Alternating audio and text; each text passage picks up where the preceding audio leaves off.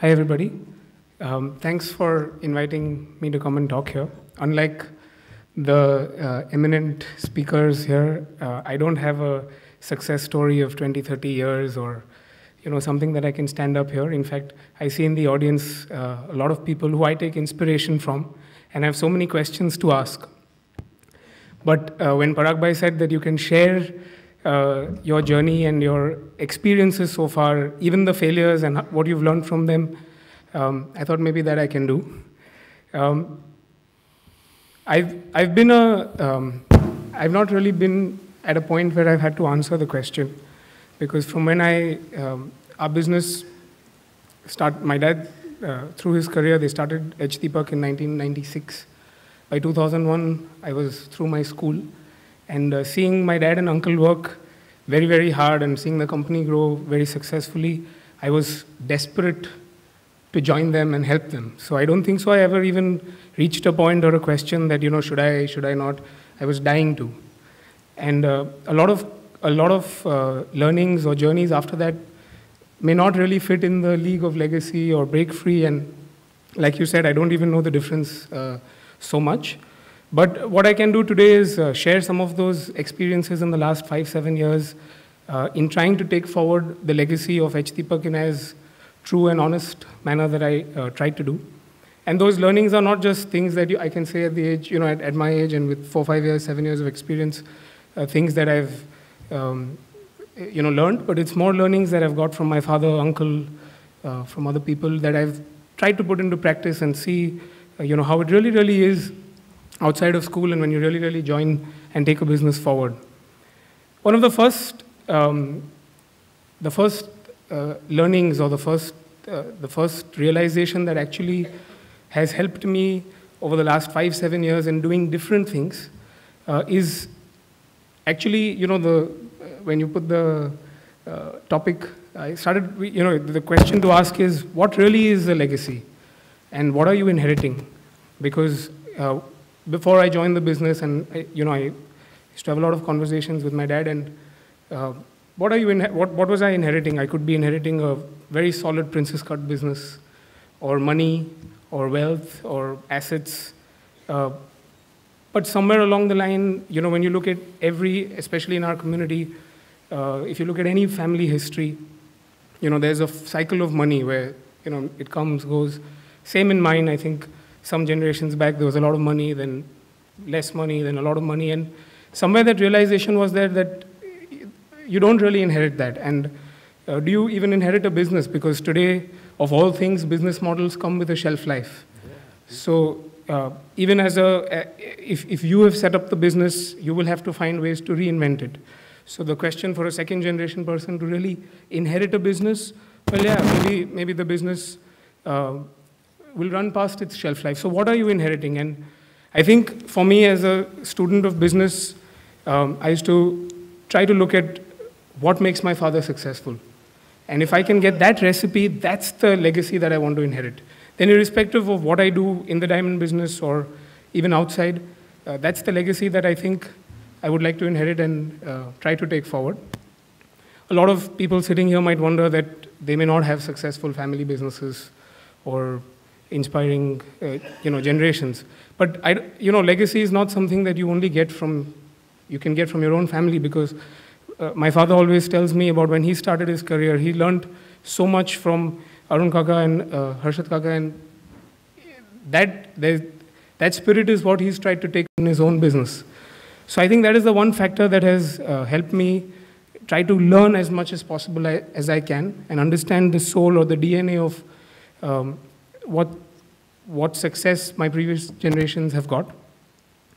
The other very important thing that I realized very early on when I was joining the business, and it is something that my dad told me, is you don't inherit the business. Think like you're acquiring it. And if, I was a student, I was very excited I was a good student of strategy, business strategy and finance and all of those things. And a couple of years before I joined the business, he told me, look at the business as an outsider and evaluate it. And he made me actually do an entire couple of months document on trying to understand the business, the risks, the opportunities, as an outsider. And we were in 2006, we were at the peak of the business, Deepak, with all the Princess Cut, the business growing like anything. And that approach, I think, helped me because a lot of times you join the business, your father's in sales, you join sales, your father's in manufacturing, you join manufacturing, and then you don't get the sort of complete, you don't sort of sit back and assess your business in a 360-degree way. And I think when you look at it objectively, as if you're trying to acquire it, you try to think of things that, yes, this is what I will continue. These are things we need to plug or we need to make more robust. These are the areas where there's a lot of risk. And I think in my journey in the early years in 2007, 2008, I spent a lot of time in the business after having looked at the business 2 steps back, trying to do projects that could address some of those risks. And for a couple of years, I didn't do any sort of transaction or sales or purchase, but I did a lot of projects at the ground level, things in IT, marketing, finance, some new markets. And I think it's very easy to join a business and sit in your dad's seat. But I think the biggest learning you can get is when you are able to work at the ground level and make small changes. And that gives a lot of confidence. And when you study in a business school, you come from abroad, you read case studies of 3M and all the sort of big companies. And when you come down and you see a business which is, crude and very, very, you have to, it's not as the way you read it in the books. And I think the third important thing I realized was that you start small. Bhabha, you mentioned it when you said in the beginning that for a good 8-10 years, it's the same way. And I think those small things, the small victories that you win for yourself, actually give you the confidence, because otherwise in a family business with a lot of people ahead of you, you can easily get lost and you don't know how you are adding value. The fourth very important realization that I had is that every second generation has the responsibility to bring new relevance to your business. Because in times like today, businesses have to continue to change. And as the baton passes over, you have to try and see how you bring a difference to your company. And it's easy to say all these things, but I know a lot of people here, and when you actually come to doing these things, there are a lot of difficulties. To bring change in an organization is very, very difficult. And I think the biggest realization I've had is that if you protect the core of an organization, and then you figure out how to bring change, or you understand the core values and then you figure out how to bring the change, then that change becomes very, very smooth and healthy. Typically in dealing with people, of a certain generation, not just your family, but even the people that are in your business for many, many years, winning their trust becomes very important as a young person coming on. And that sometimes can be difficult. But I think when you bring a lot of humility and sincerity to what you want to do, then I think that trust becomes very easy. And then over time, as that trust builds, people have a lot of respect for what you do, and change then becomes very, very easy. I joined the business at a time when I think the business environment was changing, 2007, 2008, 2009. And every business, and I'm sure every diamond company has, over the last 4 or 5 years, asked a lot of questions on what do we do, how do we continue, how do we make money. And I think there's a strategic choice that each one of us have had to face. In our case, from Deepak being a pure Princess Cut company and a very strong business in Princess Cuts, we've had our own strategic choices to make. And I realized that making that strategic choice as a part of the family, as a part of the people who are going to take forward the business, becomes very, very critical, because the strategic choice you make defines the direction or defines your life for the next 15, 20 years. And we realized early enough in these last 3, 4 years that actually the directions were going in 2 ways. Either you went to scale or you went on the path of creativity. Because it seemed like almost as if you grow to a certain size, as margins are sort of, everyone knows, becoming more and more difficult. It was either you bring in economies of scale and you reduce your cost to a percentage of sales to such a low amount that it gives you that little room, or you figure out how to value add. and value add can come from bringing in some sort of creativity, innovation, and difference.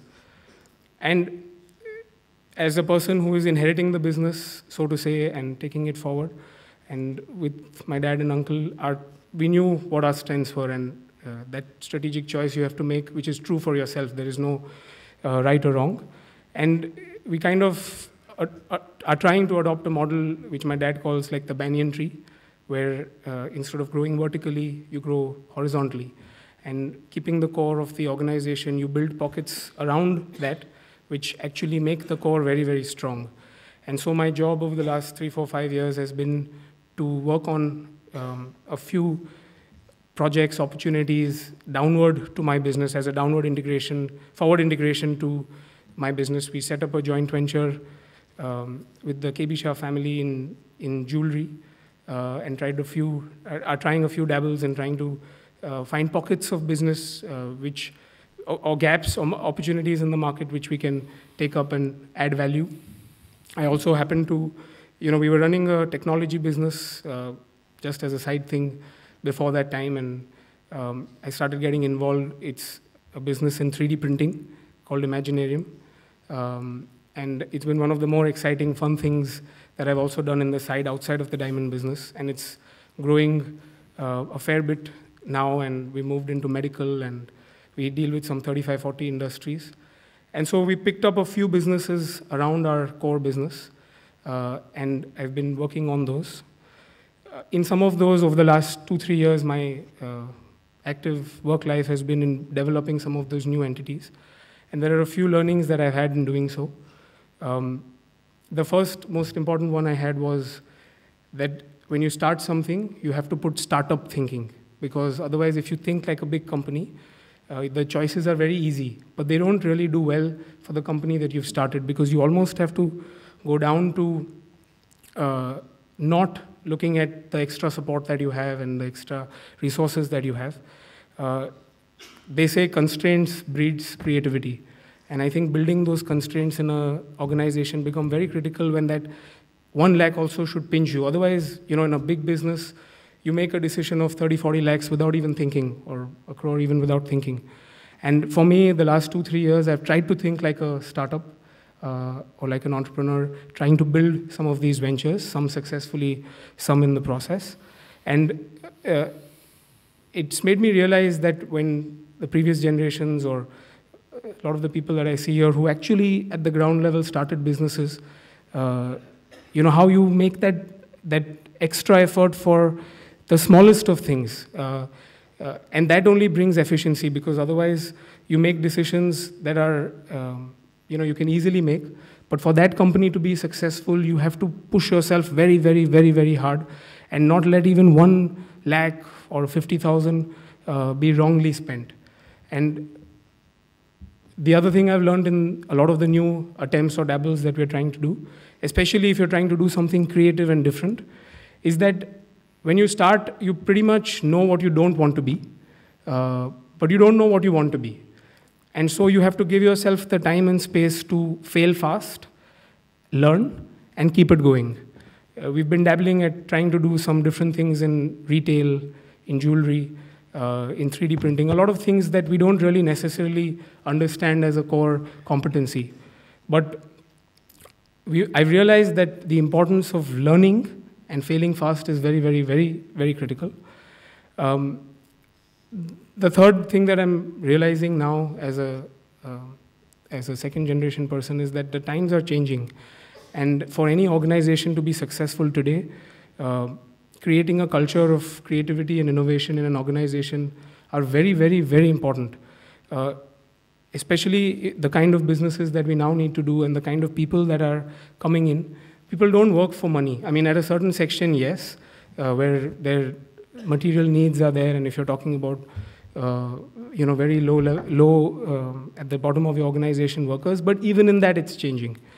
And in our businesses before, we really sort of, for a diamond business was very transactional. You bought cheap, you sell fast, you make a lot of money along the way.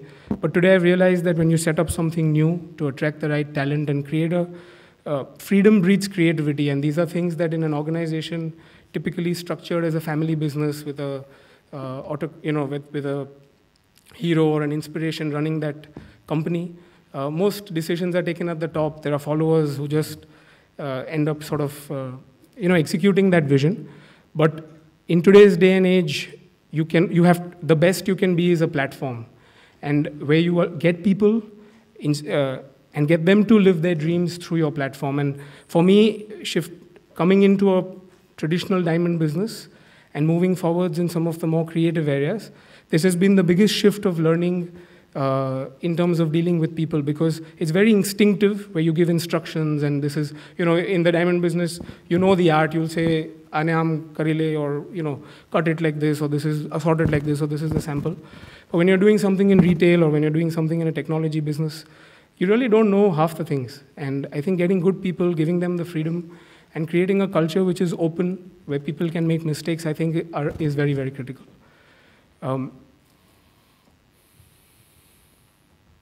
One of the other things that I've realized is that in order to succeed, whether it's in an existing business or in a new business, it's something that everyone will say, and I heard it from a couple of these speakers also, it's the killer instinct to make something successful at all odds. And when you see I'm learning from the people sitting out here because they're ahead of me, but when you look at people who started the businesses, people who are of even my grandfather's age, or people sitting here in the organization, in the auditorium, the killer instinct to succeed is something that drives everything. And for a second generation person, that sometimes becomes difficult because you have a lot of luxuries, you have a social life and everything. But what I've realized is that a lot of times when you start something new, it will fail. And the only thing that takes you through is that instinct that you will stick by it. When we started the technology business 4 or 5 years into that business, we were at a situation where we lost a lot of money, and we invested in technology that we didn't really, or the people who we had kind of put the money on, they didn't really envision all the complexities that would come. And I think when I look back and what happened after that, and when we stuck around, that today I feel happy and you feel nice when your company is growing, but it's that moment when you say that I'm not going to let it go, and I'm going to make it happen. And every successful business and of any generation of people sitting here, I think that's been the big factor. And as a second generation person, that's the one realization that I've had, and it's something that I feel that everyone sitting here will also recognize. The last and most important learning for me as a student of this journey has been what is value add, because everyone will say you have to add value. You study it in business school, you see it in the forums, everyone comes down and says a diamond business has to add value. What does that mean? What does it really, really mean? Like, yes, we can stand down here and say, yes, we have to add value. What I've realized through some failures and some successes is that the real value add that any business can do is a meaningful difference that it can make to someone's life. Wow. A lot of times we define value add as inward out, where I got in this new technology, or I changed the way we manufacture things, or it's a lot of things that you did. But value add is actually only real when it makes a meaningful difference to someone's life, whether it's your customer, whether it's a consumer. And any business which is successful, if you really, really go down and understand it, it could be a pure play diamond business also, but is adding value when if you are helping your customer to do something better, then that's the only real value add that makes anything successful. And for me, running a few ventures within the diamond business, outside the diamond business, this is the one factor that I think is really, really, as a realization or as an inspiration for myself that I'm taking through everything that I'm doing. Thank you.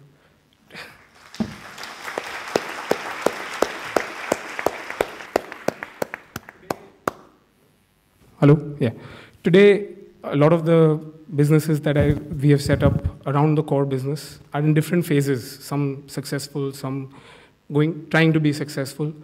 A lot of struggles that we practically have today are on the execution side. How do you recruit the right talent? How do you organize it? How do you bring the efficiencies inside? All often I wonder to myself, how do you evaluate this success, or how do you evaluate something to be successful or not? How do you stick by these things? Because traditionally our industry has evaluated everything with an ROC, and a diamond business, it was a very nascent industry that has now matured. And some of these definitions now need to change, because they say there are 4 ways you evaluate a business's success: knowledge, experience, positioning, and then money. And I think each of these different businesses are in a different phase, but the first 3 are in our control. And what we try to do is that in each of these businesses, we evaluate whether we are getting knowledge, or we are getting some experience that we can take forward, and are we building a positioning that will be very difficult for someone to match. So for example, in our technology business, we've started in the medical field, and we're doing a lot of projects for restoring skulls and helping cancer patients. And it's a lot of knowledge. Today, it may not make financial sense, but if you evaluate it with one frame, is it creating ROC? Then I don't think so we can even start. So yes, money will follow, because if you've got the knowledge and the experience, and you've created a business model that has a very solid positioning, then money has no choice but to follow. But it's about believing in it and sticking to it. So I hope many years later I can stand here and share success stories, because today it's more a journey than stories of success. But the one thing I want to tell everyone in the audience, and anyone who's my age or is going through the same journey, is that there is no business you cannot take forward. It's only about asking the right questions, looking in the right direction, and having the right spirit. If you really, really want to make a difference, then nobody can stop you. Thank you. Thank you. So first question to the audience. What is one thing common in these 4 people? Quick. Yes? They had wonderful fathers. Big clap. They almost said 17 times, father, father, father, father in your talk. Thank you. Thank you very much. Oh, to that I have another question. Please. We keep discussing legacy. I don't know if this is working. Is he audible? Is it audible? No. Yeah, I think there's, now it is. So and I've been thinking about this. Would legacy be as relevant an issue if you only had girls and no boys? So, I don't know if somebody wants to answer that. Mr. Lawyer? He'll have a clever answer. I have a, very practical answer. We have 2 boys, one of whom is sitting here. But, generally, I must say this, that in my interactions with industry, in all honesty, besides the aesthetics, of course, which are far better when women are around, my greatest learning and my greatest inspiration in the recent past has been from young Indian women entrepreneurs, because the passion that they bring, more importantly, the value system they bring, and the empathy which they bring, because they don't do business for the sake of business. They do realize that the other person must also walk away feeling good. One mistake all men make is that they have to be smarter than anyone in the room, and they have to kill everyone in the room.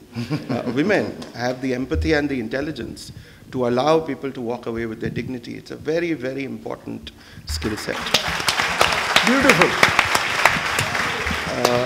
And I do wish that, many, many more women will in this community come forward, because undoubtedly they come from the same gene pool, and they will also be brilliant entrepreneurs. Then, speaking of my own family, I have my sister and 2 cousins here, and they are also people that I've admired through my life. So, not a diplomatic answer, very heartfelt answer. Yeah, very heartfelt. So, Parag, I'm going to add to that. Yes, please. I work with my wife. She runs the business, and I have 2 daughters. So, if you ask that question of legacy, I think, and I've asked my wife that, would you want your daughters to run the business? I happen to be in a business which is friendlier for women, because it's art. But, to me, there's no distinction, Bharat. Right. Because I live with women around me, and I think, my definition of legacy would apply to both, whether it's a man or a woman. Can this message go to Parliament? Okay, so we would start with a session on question answer. But before that, I would sincerely put a word of appreciation, Bharat bhai, for a very insightful talk. Thank you. What legacy means. Straight from the heart, Mr. Lawyer. Thank you very much. That was fantastic. And Dinesh bhai, your story was data with soul. Thank you very much for the story. Thank you. And Ankit, how a true young entrepreneur should think in terms of learning. You had hit the nail on the head. Thank you. Thank you for that. So, we will start with question and answer. I hope you guys are not tired standing there. Well, even if we are, there's no choice. We either got to sit on the ground or Okay. stand. So we will have a quick session. I think the first question to all of you, how do you define success? Means you all have achieved something in your life. How do you define it? Yeah. Okay, you want me to You start. Okay. So, more than individually how we define success, let me flip it as to how within the organization we define success. Please. Right? Because individually there are too many issues. So we keep asking ourselves, what is success? Right? Is it sort of a variable on just return on capital, or as Ankit said, is it an ROC-driven issue? Is it return on net worth? How do we look at it? How do you? And right or wrong, and there's no right answer because there are pluses and minuses on each of these answers. So the way we decided to look at success is eventually, at least in our business, is really owned by 80,000 shareholders, right? I mean, some little more and some a little less, but eventually it's owned by 80,000 shareholders. So one is, so we look at two parameters. What is the churn that we find in our shareholder base? So do we have lots of shareholders who will say, we will never sell your stock. Good days, bad days, etc. We'll just hold on to it. And we do that analysis. And we find that, if that percentage is increasing, it's obviously good, which means people have long-term faith in the way you will run the business.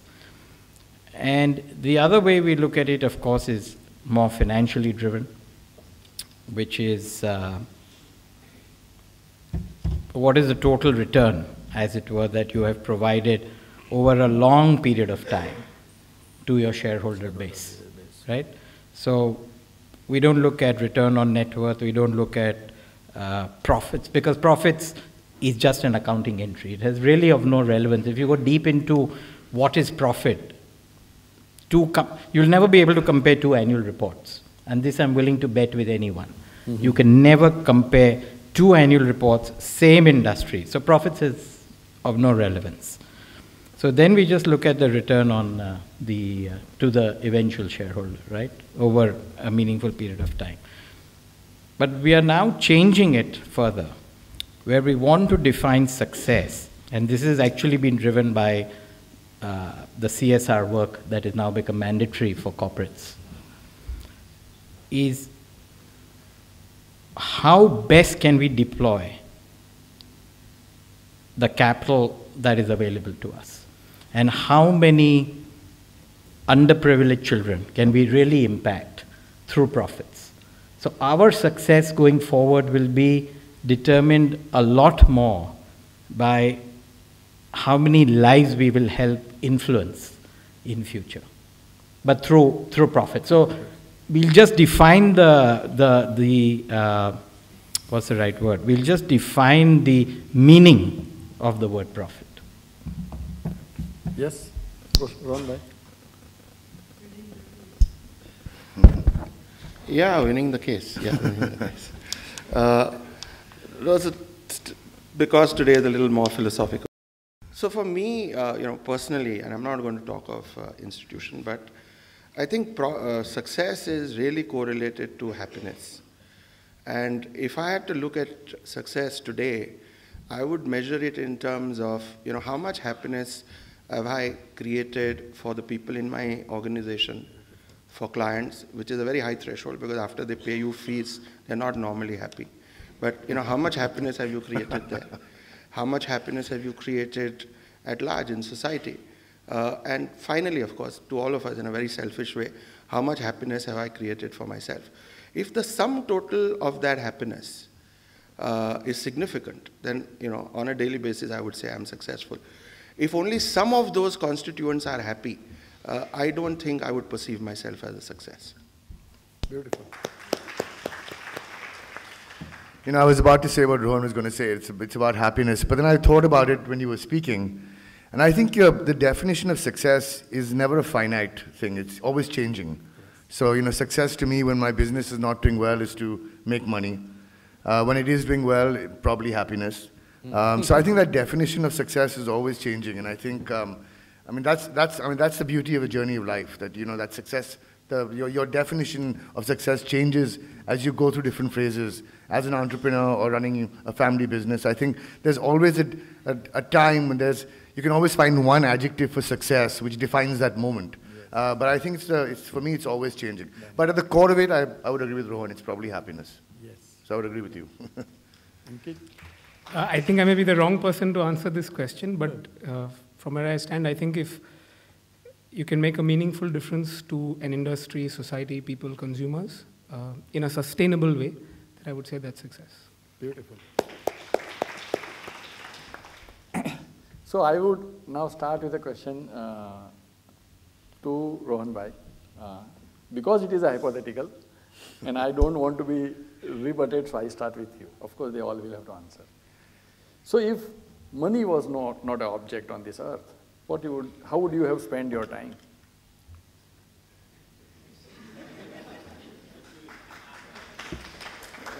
It's a very, very insightful question. To me, it goes back to how would my clients have spent their time.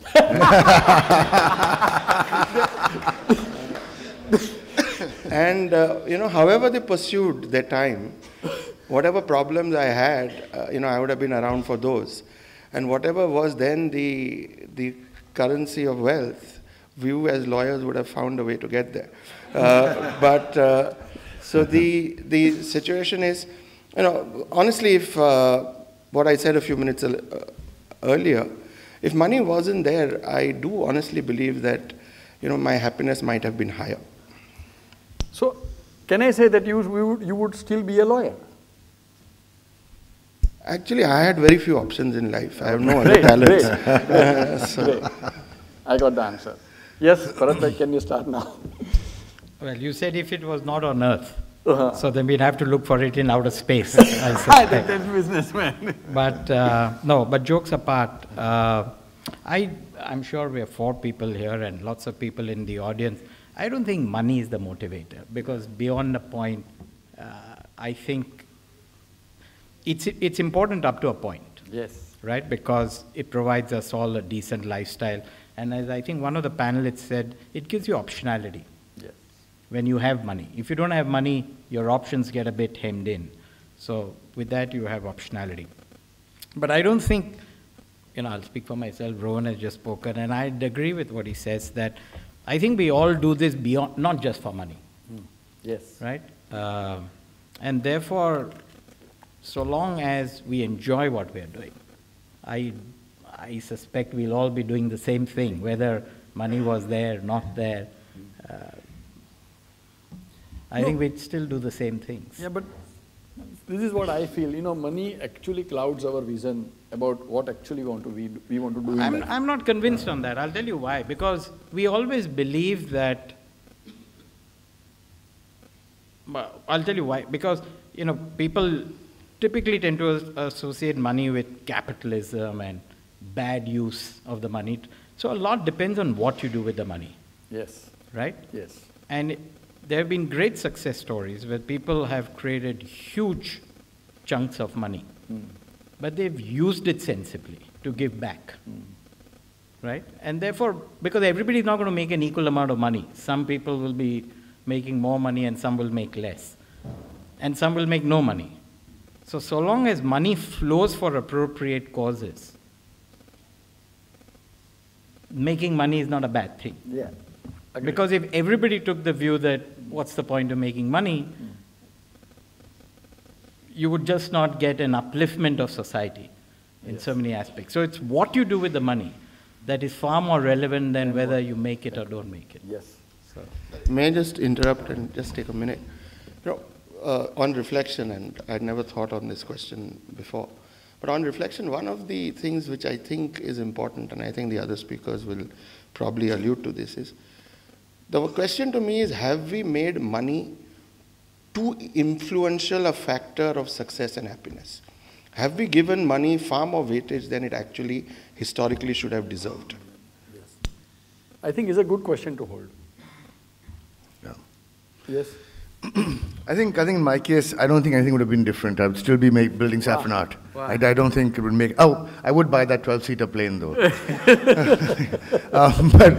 But you know, I mean, I would probably extend myself within Saffron Art. One of my dreams is to build a museum in this city, an art museum, because we have very few museums in this city. Russell knows this very well. I've mentioned it so many times. He's probably tired of it. You know, I think my focus, like Bharat, you said, would be a lot more to giving back to my community and my society than, you know, individual happiness and success. So I think my vision and my thought would change more towards giving than accepting. Great. I think they've said it, and I said it in my speech also, that money is obvious. No one will say here that we're chasing money. So I think the question of is money what is driving you? Yeah, we've pretty much answered that question. But the point I want to make is that what role does money play in your life also determines a lot of things that you do. And I think looking at successes of people around, it's when the money becomes not important. When you live a simple life, you take your dependencies on money away, I think that's when it keep not focusing on money. If it can make you fearless, then I think a lot of things in life become achievable. And you go out there and really do it, because then it doesn't matter. You're not thinking, what if I lose this house, or what if I lose this car? But I think if you can make money a little less significant in your life for other things, then I think it can bring a bit of fearlessness in the decisions. Okay. So now I would open the question to the audience also. Yes, please. Oh, from my mother. Oh, great. I don't know, women. That you have to ask our host. That's why I suspected that the issue of legacy is more male-dominated. Although Rohan I said, accept oh, no, the flaw. Vinay said it. But I used to call my wife to talk, not me. Point blank, I accept the flaw. That's the oversight. No, some very interesting, relevant issues have been raised. And one was two very briefly answers I want to give. One is when you discuss whether money brings happiness. I remember a quote which I had read. Okay, money may not bring you happiness, but it gives you a fair chance at it. Yes. Very easy to say when you have the money to say, I will lead a simple life. Yes. But if one is forced to live a simple life, there are no options.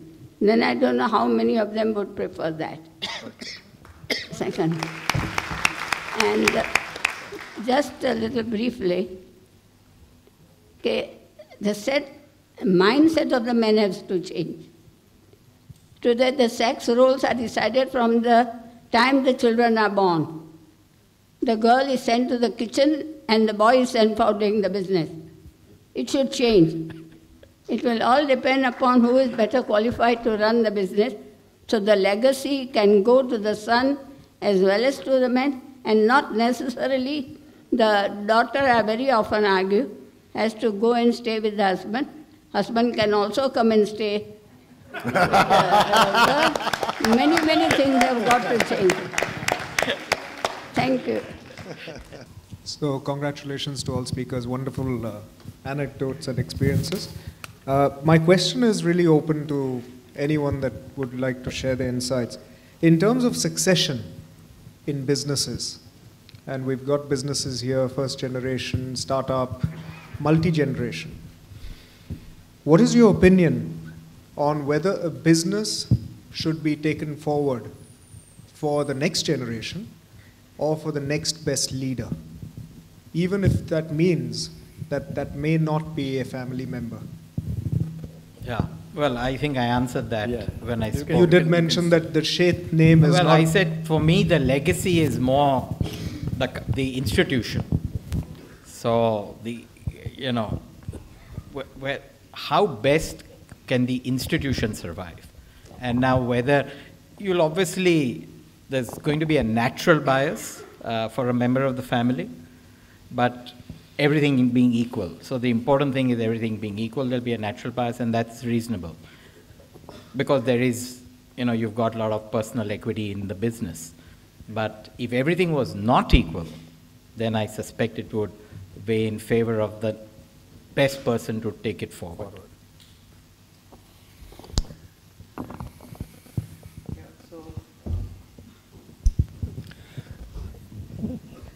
I think, quite clearly we are in an age where ownership and leadership are two completely different concepts. And just because you have ownership, I don't think it's a natural progression to leadership. Also, I think, in the history of India, and as you look around, take the great families of the last, 60 years. Many of them you will not see today. So without naming names, the great and legendary businesses of 60 years ago, Kamanis, etc., really went the route of family succession. They don't exist, or they are less relevant than they used to be.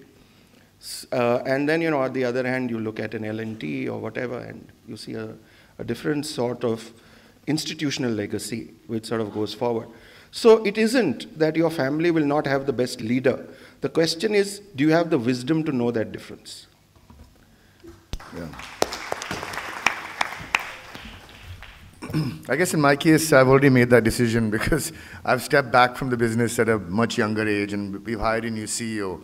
So, to me, that legacy is, to me, it's always been who's the best leader. I don't think that my decision would ever be focused on legacy or family that much. And by the first priority to me and to my shareholders and to build a business goes in choosing the right leader to run the business. And I think that's the step we've taken in our own company right now, where the family is stepping back, and the best leader or the best person who can lead this business is going to run it. He's already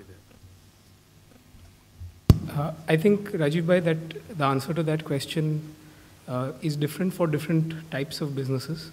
Running a technology business which is not so personal, it's very easy. And today we have people running that company, and you don't really need to be involved. But I think in a very real term, if you take a diamond business and you're making a couple of $1 million calls yourself, and if you lose the money, you're answerable to yourself, at best to your father. It's very difficult, and I'm sure every one of us will think that it's very difficult if you imagine that I'll allow someone to take that decision. But that doesn't mean that, it doesn't mean that only your son can take that position. But I think the difference we have to understand is that it won't be like a corporate where you hire a CEO and you tell him you make that call, because it's a very personal business, and small judgments it's a judgment-based business. But I think if you want to hand it over to someone who is not necessarily your son, and it is someone, let's say, from the company, then you'll have to make that person as good, like your relationship with that person will have to be like a son, and that person will have to feel like he's a part of the family. And I think in that situation, it wouldn't be a problem. But I think in a very typical corporatized way, you just hire a CEO. I don't think so in a pure play diamond business that will work. It doesn't stop you from passing the baton to someone, not your immediate family. But then I think we have to learn how to be open enough to allow them to feel to be a part of our family, and give them the space and freedom to make the same calls that you would give your son. Thank you. I think relevant to this question, Rohan bhai, I have a question for you. I assume that you know the industry quite well. Why corporatism has not worked the way it should work, or are we still very far off? What is lacking? Can you throw some light? Where do we stand in that curve? I'm not the right person here. I have worked with the industry. I don't think I can claim to know the industry. I have learned a few words in my dictionary from this industry, like patai jaise. I have never heard that word before. I haven't really heard it since. But the situation really is that, as has been mentioned, I think it's an important issue in terms of, if relationships alone rule the industry, and relationships are quite clearly personal, and for the business to be relevant, the relationship must be relevant and refreshed. If that is, how it is, then yes, I can see that there will be more and more people from the industry taking leadership position. Again, to my mind, just because they are family enterprises, that is not a dichotomy with being corporatized. Yes. The two are reconcilable concepts the world over. They have been successfully reconciled. You have extremely corporatized companies with some of the best management practices, iconic management practices, which still belong to companies, and some family member is still there. So I guess the starting point is your journey to really say that, what I have leaves me dissatisfied, I want to change it. You don't need to change leadership, but within that also, even if you chose to have the same leaders, I don't think anything prevents corporatization. And from whatever little I hear in the industry, many people are on that path, and good luck to them, because if they are successes, this will become the norm rather than the introspection. Thank you. Sen? Yes. Yeah, it's working. My questions to all 5 of you. You all are successful, made name, fame, and everything. My answer should be individual. The question is, how much luck has favored you in your success? I think I'm a great believer that luck has a huge role to play in almost everyone's success story. But luck alone, cannot be the answer, because I think there is little substitution for commitment and hard work, etc.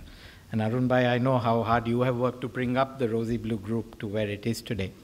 So I think it's impossible to know what weightage to give luck and what weightage to give hard work. But there are a number of times when I sit back and introspect on some of the, say, very good decisions we may have taken in life. I always say we've been very lucky. And Ravi's here, and he knows how often we discuss this within the senior management team, that we were so, and it just comes out from us naturally, we were so lucky. So I'm convinced that luck does have a big role to play, but it's important. Is that? I think it, without a shadow of doubt in my view. Anybody differs? Undoubtedly, and maybe I'll just bring a slightly different perspective. One is, luck and opportunity in your own business. I think a very, very important part of luck is genetically what family you get. What genes do you get? Because that is critical. Are people around you supportive? Do people understand your ambitions? Do people support your ambitions?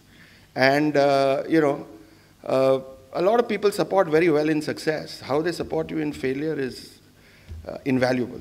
So, So from that perspective, luck, very important. And, personally also, I would say, many a times you wonder why you have had the success you've had, because when you look around the world, there are far more deserving people who should have had far more success than you. So someone is looking after you, and someone is praying for you, and very much thank all those people. I couldn't agree more, Rohan. I think, to me, luck is very, very important. I think, even like Bharat said, I think you always have to work hard, and, if luck is on your side, it'll be there. But, it's all contextual. So, for example, when I talked about in 2003 my business not doing very well, and you'd ask me that same question, I would say I don't believe in luck, because there was no luck at that time. So I think it's a combination of both, the work you put in. But I'm personally religious, and I believe there's a higher power out there. So flowing from that, I do believe luck plays a very important part in success. Absolutely, and I think I'm very, very lucky to be born in a Jain family, in a Gujarati family with a father and a lot of inspiration. And the best I can do is when luck knocks at the door, I just have to be ready. I think this is something which I deeply believe. I think the question of luck and no luck, or more lucky or less unlucky, only arises when you are not able to see clearly what forces are at work for you and me to be here in first place. The whole world, to me, the whole world conspires for that you and me can be here. If you are able to see, I mean, there are different layers. On what layer you want to see, answer this question is important. But if I see back my business, the very simple answer is, can I create another diamond business today? If I was not lucky, if that context was not there, if people around me were not there, if I was intelligent enough, can I do it today again? Most probably answer would be no. There are thousands of forces which come together to ensure where you and me are here.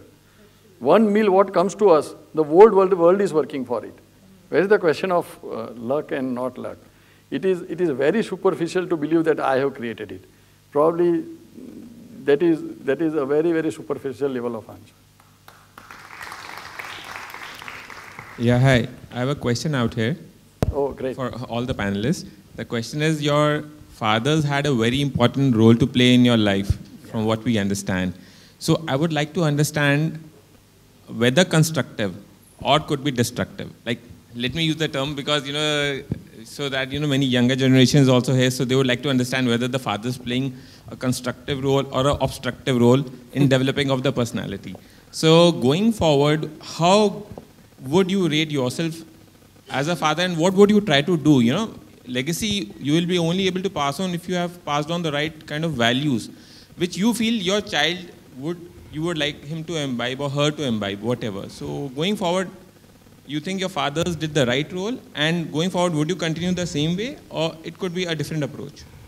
Thank you very much for the question. This is answer for the father. So please. Okay, it's not an easy but as I said during the panel discussion, I mean, when each of us was individually talking, that I think times have changed.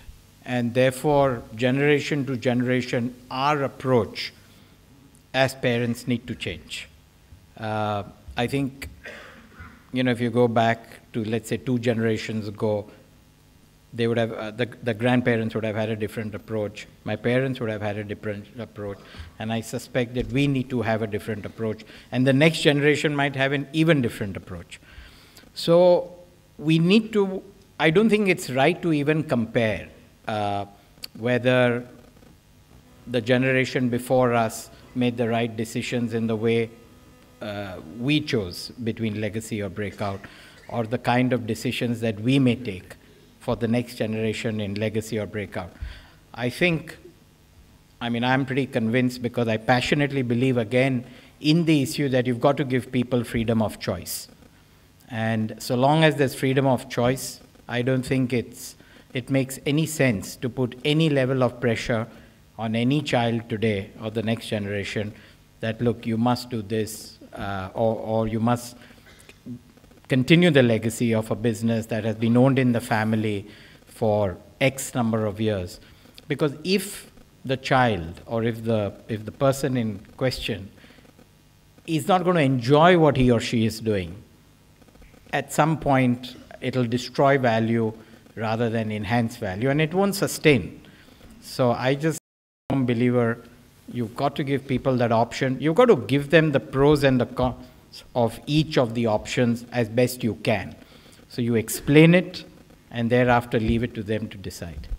At least that's the path I would choose. Thank you.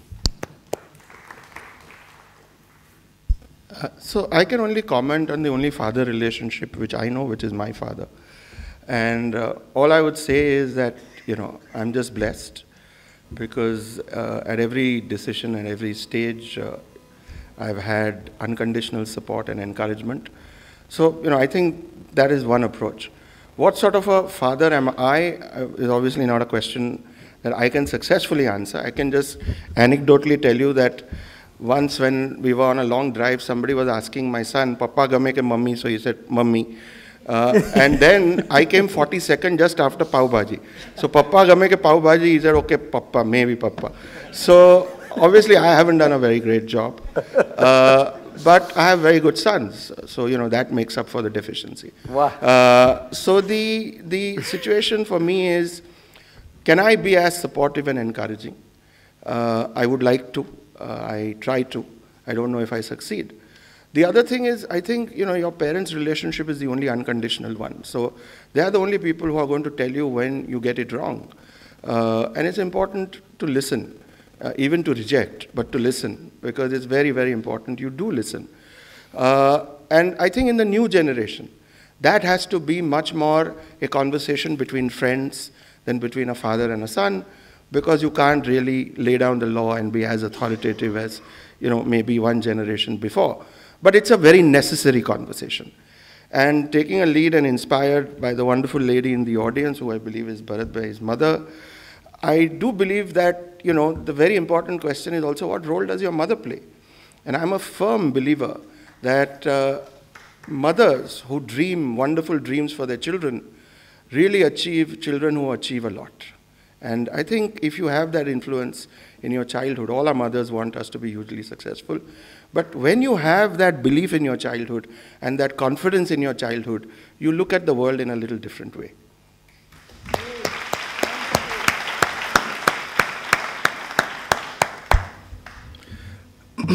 My father, of course, supported me, like I said, through my story that I shared with you. But he was a very strict father. He was, he believed in discipline. The one quality that he gave me, which I would pass on to my children, and I hope I can achieve that, is just to be good. Be a good person. And if you are a good person, you're honest, you're going to go out there, you will create value, you will create change. And I think there are some threads which run across generations. They don't ever change. I think the medium and the place that we live in today, with the internet generation, with the inputs they have, the way kids think today, I think children today at 10, 12 can think of what we thought of when we were 16, 17, 18. I think it's a very different world. But if I can just instill that one value in my children, is to be good, I think I would have been a successful father, as my father was with me. That's all. I've been second generation to a very successful first generation father. And I think a lot of people would, when you join, you're not like your dad, or there'll be all sorts of expectations and all. I've been least concerned or bothered about any, because I felt lucky to have a father like him, and I wanted to be his best student. And that's the least you can do, so I chew his brains up till the moment he goes to bed, even now. And I grill him with a lot of questions, and he's the best mentor or guide that I can have. The other thing that I feel that what he's done in my life is that the role of a father, you can almost say that starts when the mother's role ends, and then when you're starting to join business. But I think I've got my maximum business learning from him when I was a kid, and in small things through teaching Gujarati or doing all sorts of small things. The seeds of your business learning actually come way before you can even think of joining the business. So I think that's a very important role that he has played, and even if I can do 50% of that, I'll be proud of myself. Thank you. In India, we get very emotional about all these issues. So let me now play the devil's advocate. If you see the three most successful groups, okay, so you take Steve Jobs had no relationship with his parents. I'm not saying we should do any of this, but we are just discussing on success. You take Elon Musk at Tesla, right? All of you now probably know Tesla. Elon Musk, Zuko. At Google, Zuko. And these are institutions that have really changed the world. Forget market cap and all that, just irrelevant. These are really boys, girls, whatever it may be, who have truly gone and changed the world. I'm not suggesting for a moment that there should be an inverse relationship, But there's an interesting element to this, that whilst in India we love all these things, values, this, that, and I'm not saying any of it is bad, but none of this is relevant when it comes to facing the challenges of the world and how you succeed or not. Yeah. So I'm going to take on Bharat a little over there. I love debate with yeah. One for free is rare, and one must take it. So here is my sense, right? When you look at life through only the lens of success, I think Steve Jobs is a success. Would Steve Jobs have benefited from having parents who tried to make him a good human being? A lot of his autobiography or his biography actually tells you that he would have benefited from being a better human being. Beautiful. He would have probably been more successful. He would have probably been more empathetic. So I'm not sure that the great successes you talk of would not have benefited from having good family and good parents.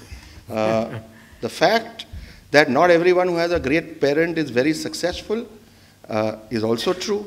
The fact that everyone who is very successful is not somebody who has parents. But I think the largest chunk of humanity which succeeded also had good family values and good parents.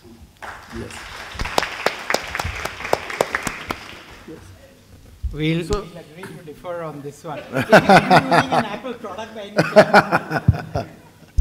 I'm the only technologically disabled Indian still living. So. Okay, there's a question.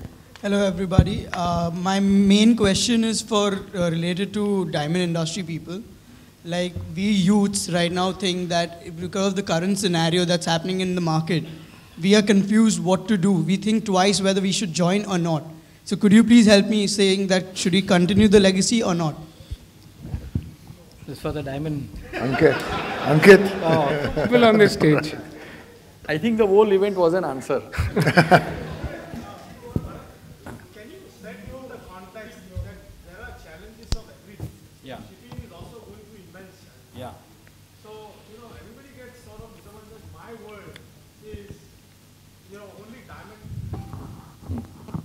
Everybody believes that, only diamond business is going through this challenge and it's extremely disappointing, disheartening, the grass is greener on the other side, and you probably have your own fair share of challenges also, volatility also, and things like that. So, every business can, to put that in perspective, that, there is no one easy business that you pick that business and, you are made for life.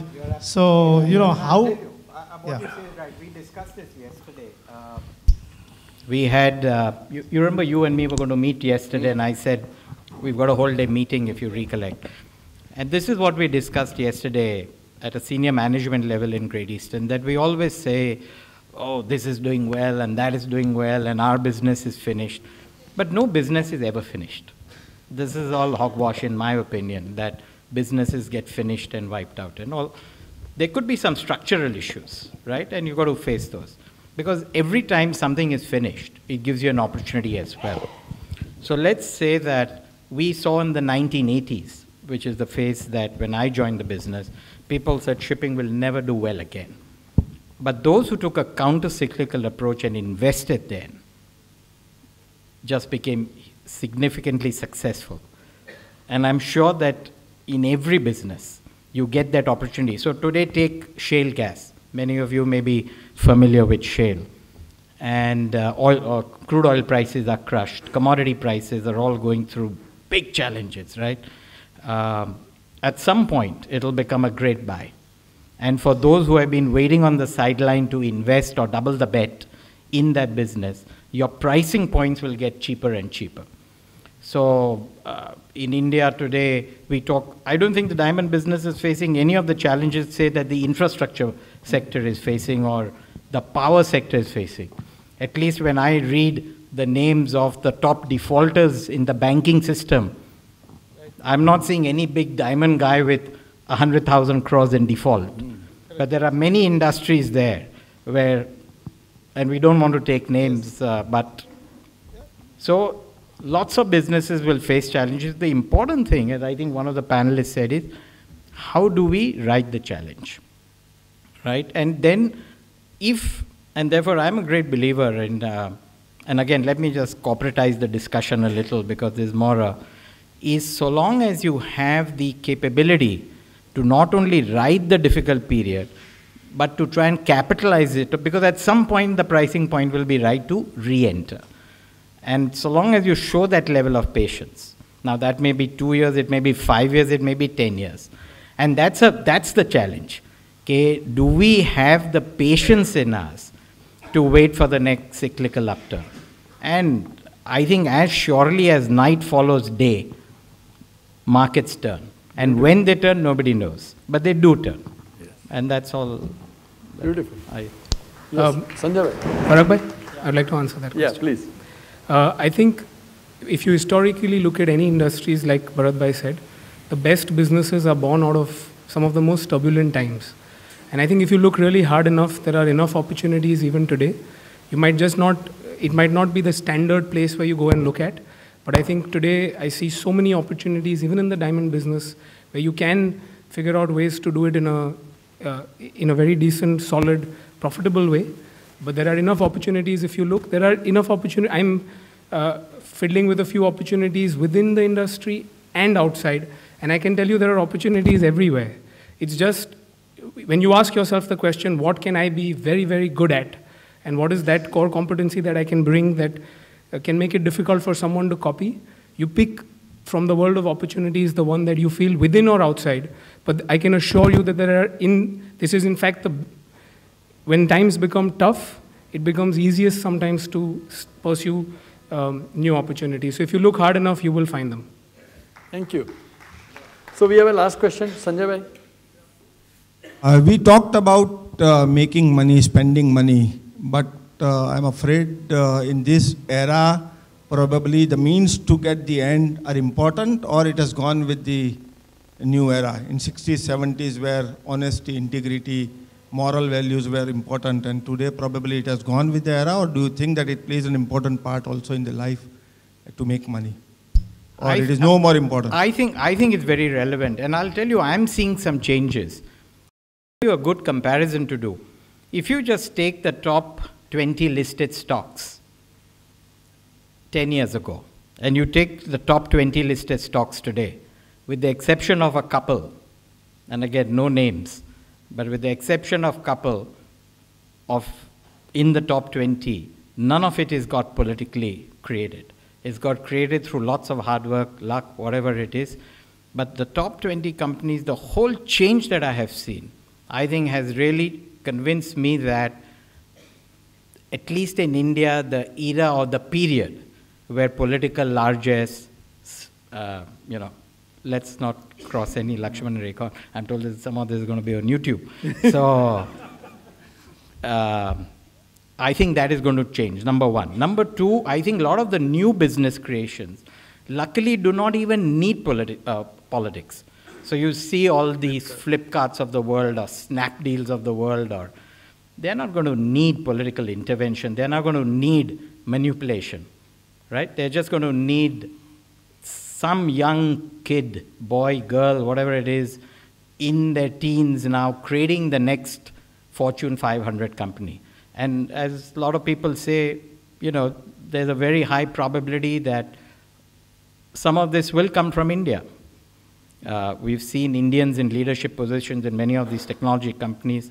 All of you must have read about the new Google CEO, right, is an Indian.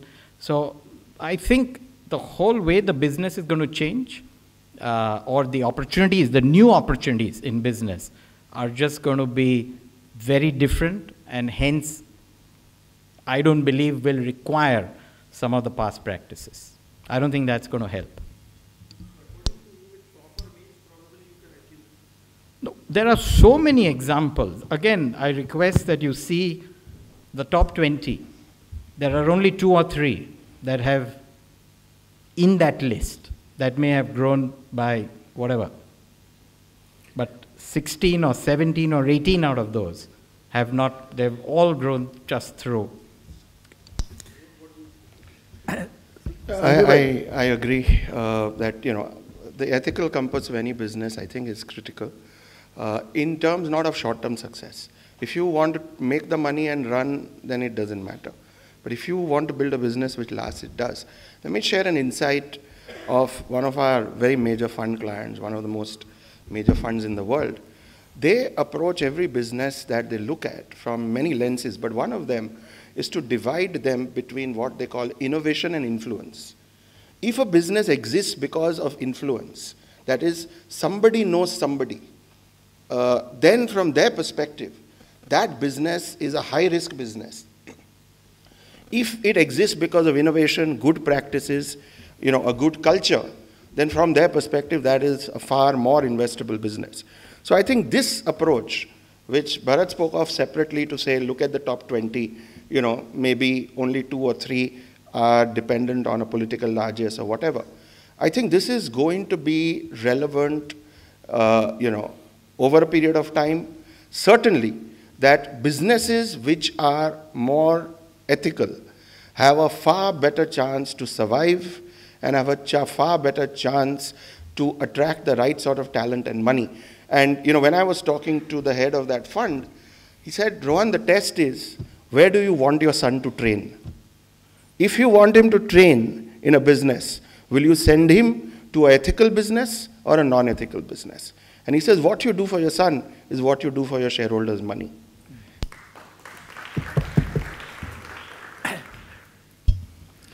I have a lot of friends who started internet businesses and have done very well. But to me, I see their mindset today is even more ethical because the loyalty within people and the options people have that work within these companies are very different today. They can move around easier. So to retain them, it's so much more important that they build that loyalty, they build that honesty, they build that kind of ethical practices that used to exist in the past within their companies. And I feel that these young entrepreneurs today are even more conscious of the fact that they want to hold people. Today, to keep a good engineer or to keep a good programmer or to keep someone in the internet space is very, very difficult unless the company has that internal loyalty and it believes in those ethical practices. So to me, I think it's even more important in today's generation to follow those practices that were followed many years ago. And I see entrepreneurs doing it on a day-to-day basis. Even with our own company, I think for me to retain people, I have to build an ethical company. I don't think people today will stay in a company that's not ethical. I think the world has changed. People's inputs have changed, and unless we as corporations follow that, I don't think we'll survive. I guess. Okay, Sanjay bhai. So I'll just take one more minute. The other thing you have to understand the world over is that there is a concerted global targeting of unethical businesses. Okay, this has never happened before. Correct, yeah. There has never been a global mandate which is not only cohesive in terms of everybody saying they want it, but it is cohesive in execution. Today, you have a situation where if you buy more than 5,000 pounds of goods at London airport, the information that you have bought those goods will be with the Indian customs in lesser than 3 minutes. Okay, the world has come together, and it's come together to target what is non-ethical. Why? Because non-ethical is ultimately also the feeding ground for drugs, for terrorism, etc., etc. So people like money, but people don't like money if it brings terrorism to their doorstep, if it puts their kids on drugs. So this is the other thing to understand. Not only will you not draw the best talent or the best investment, you may, just by the mandate of law, not survive for very long. Probably. The only thing is that sometimes people who set these ethical laws themselves are probably unethical.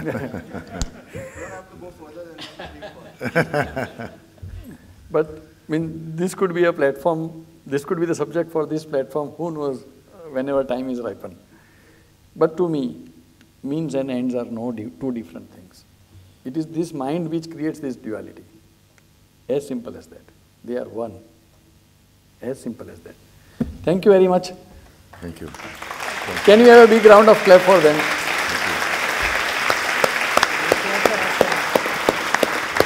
Thank you. So I will call Ashish to have a formal vote of thanks.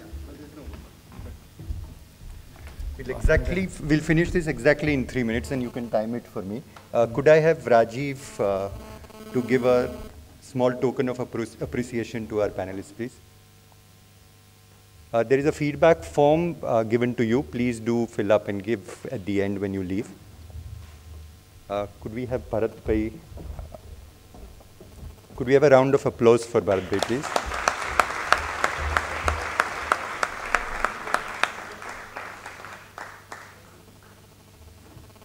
Rohan Bhai.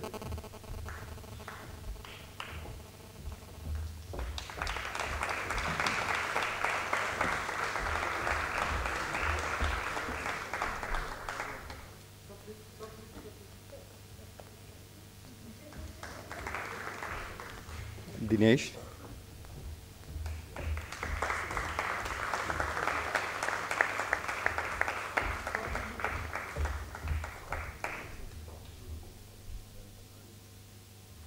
And Ankit.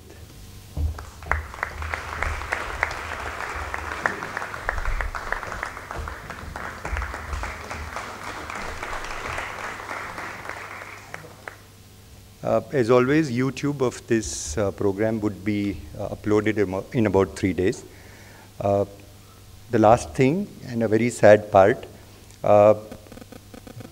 there's one person who was involved in helping us to conceptualize Palanpur Online. He was the one who really went out, designed it, and one who implemented it, Amrish Dalal. At a very young age of 41, an untimely death, he passed away day before in the evening. One of the sharpest brains I have seen, worked very hard, somebody from the community.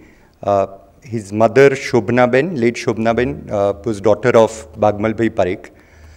We will miss him. He really worked very hard on setting up the online about 5-6 years back. It's not the best way to end a program, but I thought it would be very appropriate for us to pay that tribute to him. I'm sure all of us would join me in praying for his soul to rest in peace, and may the Almighty give enough strength to the family to bear the loss. Thank you. Thank you very much.